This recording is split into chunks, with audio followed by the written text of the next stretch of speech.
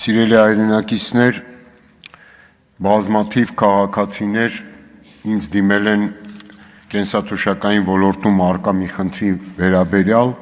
խոստացել եմ բարձրաձայնել այս խնդիրը, թերևս վստահ եմ նաև պատասխանատուները կասեն, որ 2018 թվականից հետո չի որ ծագել է, բայց գնալով չնայած խոստումներին, այդ խնդիրը ոչ թե լուծվում, այլ ավելի շատ խորանում է եւ առաջացնում արդարացի դժգոհությունը մեր հարյուրավոր, եթե չասեմ հազարավոր քաղաքացիների։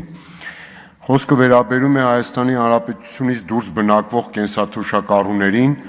ովքեր իրենց կենսաթոշակի վճարումը շարունակելու համար պարտադիր տարեկան մեկ անգամ պիտի գան Հայաստան, ներկայանան կամ բանկ կամ սոցիալական ծառայություն, որպեսզի այնտեղ իդենտիֆիկացվեն, իբրև թե իրենց ողջ լինելու հանգամանքը փաստվի։ Բազմաթիվ աշխարհում տարածված լուծումներ կան, այդ թվում օրինակ դեսպանատների միջոցով եւ այլն, որ կարող է այս հարցը կարգավորվել։ Իդեպ 2021 թվականին դեռևս դեկտեմբեր ամսին Սոցիալական հանձնաժողովը, աշխատանքի եւ սոցիալական հարցերի հանձնաժողովը Տիկին Երիկնաց Տիգրանյանի գլխավորությամբ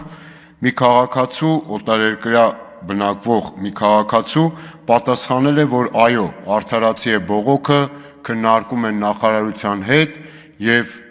շուտով կգտնեն ավելի արդյունավետ լուծում։ Տարիներ են անցել եւ քաղաքացին Պարոն Նուբար Ասլանյանը 83 տարեկան, որը բնակվում է Իսրայելում եւ հանդիսանում է կոմպոզիտոր, հայ, մեծանուն նաեւ արվեստագետ, ճանաչված, նորից խնդիրը բարձրաձայնում է եւ օրերս նորից դիմելով իր հուզմունքը չէր կարողանում թաքցնել այս անտարբեր վերաբերմունքից։ Տասնյակ դիմումներ աշխատանքի եւ սոցիալական հարցերի նախարարությունից եւ այդ պատասխանները, եթե խնդիրը այսքան խորը չլներ, կարելի էր ասել նույնիսկ ծիծաղելի են։ Մարդը այս ընթացքում նաեւ իր կնոջ հետ միասին օբյեկտիվ պատճառներով պայմանավորված չի ստացել 1 թե 2 տարվա իր կենսաթոշակը, բայց խնդիրը նա ասում էր, որ փողի մեջ չի, այլ վերաբերմունքի, որովհետեւ Հայաստանի Հանրապետության դրոշը եւ անունը բարձր պահող օտար ափերում մեր մասին դրական պատկերացում ձևավորող